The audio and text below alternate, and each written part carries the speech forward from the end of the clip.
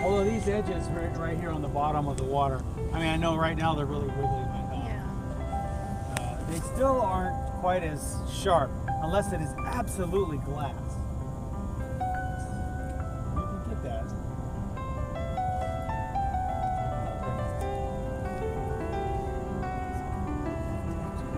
I'm going to go ahead and just take this up into where my reflections are. You notice I'm not touching the sky. I'll just do the sky last. So we have two big color fields. You know, I think we need a little bit, just the slightest little bit of yellow instead of this. Looks good. Okay.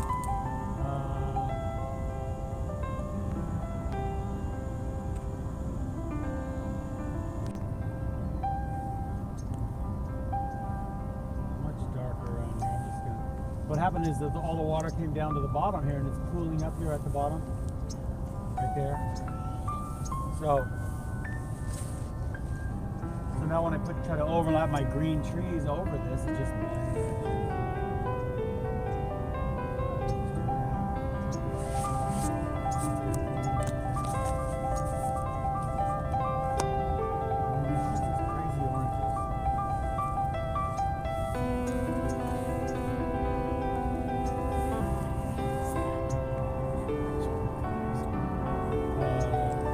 blue and cat yellow. I have these interesting oranges. See, when I put them into that, it's going to leak down into it. So I'll just soak up the bottom of this.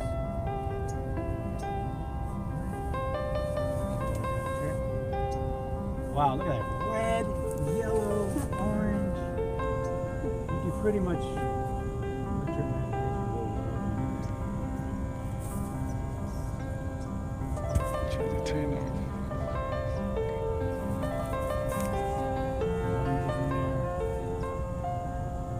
I see some dark red. I mean, that is really dark red.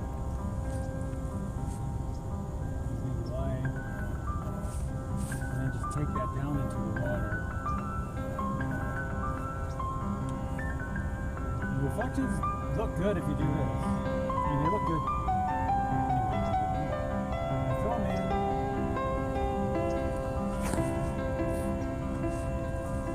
Let's get my basic color in there.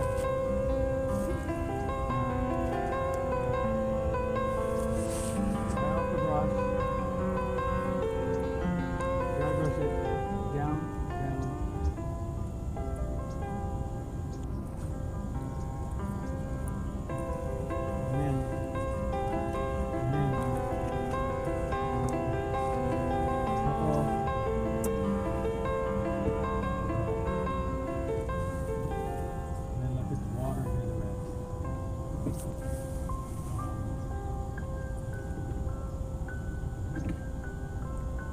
There's some dark stuff at the base of all this too. We really hit some dark in there. See how it just makes everything, tucks it all in, makes it all sit down. Use almost any color you want in there as long as it's dark. Okay. I'm using magenta, Prussian blue, some.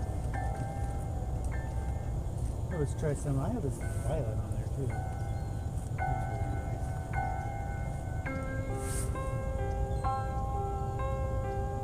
So a day like this would certainly push most painters away, but the thing is, you have more open time. That means time for things to, it doesn't dry as fast, right? So that's the nice part of it.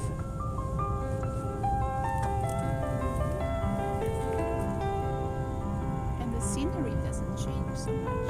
The shade, the Yeah, you don't, the light, shadows, and the light. the light will, if it, That light will pretty much stay the same most of the day. That's quite advanced. Alright, so I'm going to go ahead and put it on. So, I'm just adding a little bit of water. We can leave these little white things act like little sparkles in the water. And that'll leak down into this.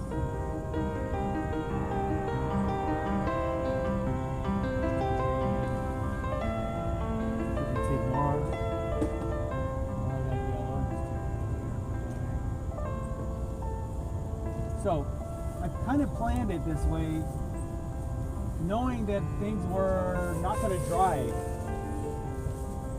as quickly as normal.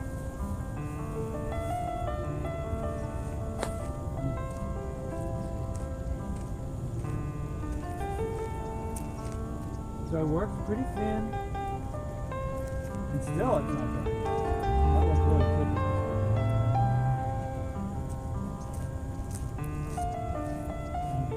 It is drying.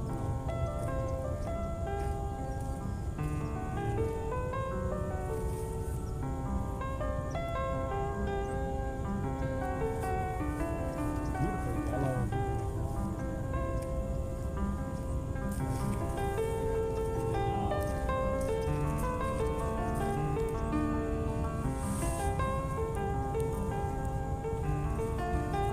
I love those little bushes and sticks and whatever that are out there.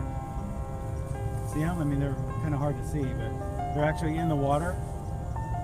The small little trees in the water, right out here in the middle of the. Oh yeah. It might be something to bring out.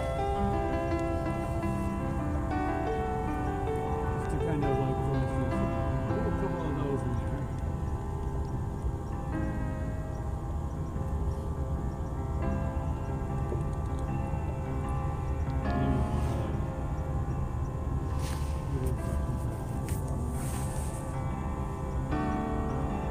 Sticky things.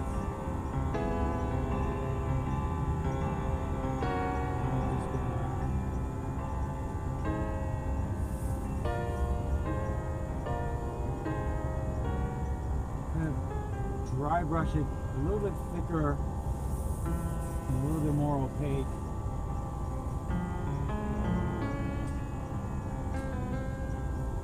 That gets into the water too.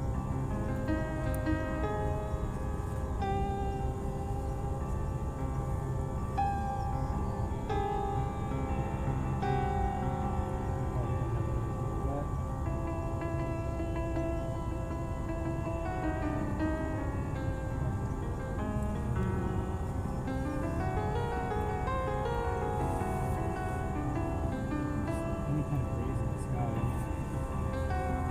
So you have to put a lot of heat. See, when you need a gray, if you don't wash it, if you don't wipe everything off, you got a million gray. That's what you were saying.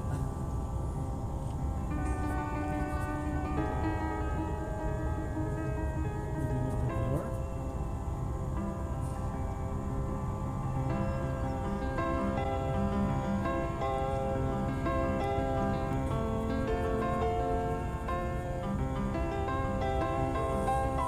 That doesn't do much at all. Very good.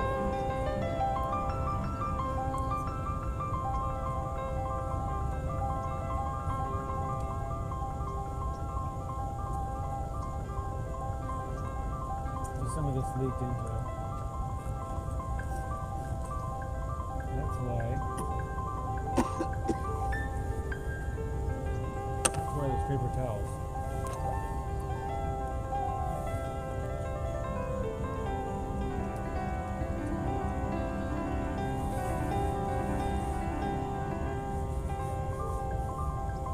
So that comes over right here.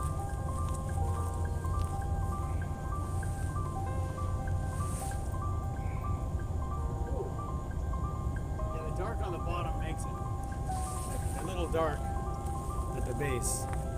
And that might be something I would play with. Kind of some of the little, certainly could leave it right now, but some of the little darks and things in here.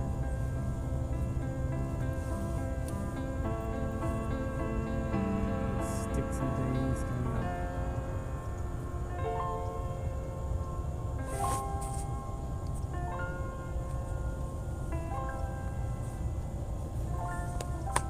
And usually those are, you've heard me say this before, but I'll usually take some of those dark voids and maybe throw a couple of light, branchy things in there. Sometimes the back of your brush makes for a good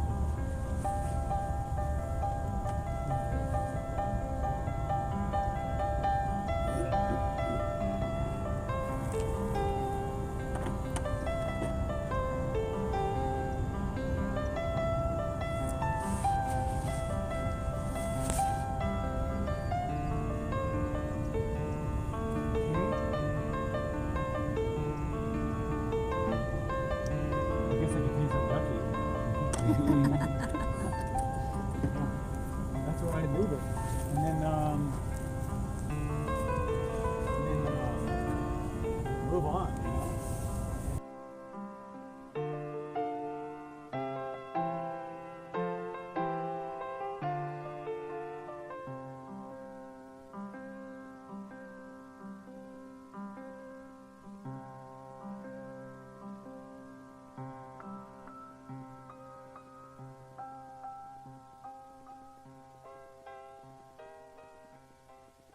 Here's another example. One of my great instructors used to say, I can tell what your painting looks like by looking at your palette. Look at that palette. You could sell that palette. Look at that. That's a nice piece of abstraction. Hold it in different areas, ways. Turn it around. Yeah. Yeah. Look at it this way.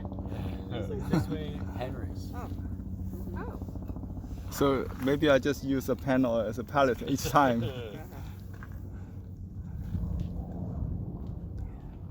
Well, you know, I had a guy, he took this class a couple of times too, Anthony, and he didn't clean his palette off for the whole term. He just kept building it up, and he kept painting really thick. So he ended up with a painting this thick, and one lady at the end of the class bought it off him. Yeah, I think. All right, nice looking painting. It's got a lot. Again, look, it's about, you know, at least 75% cool, and you know, maybe 20-25% warm, or shall we say, blue and orange. It's definitely complementary. One of the reasons your oranges stand out so much is because they're surrounded by so much blue.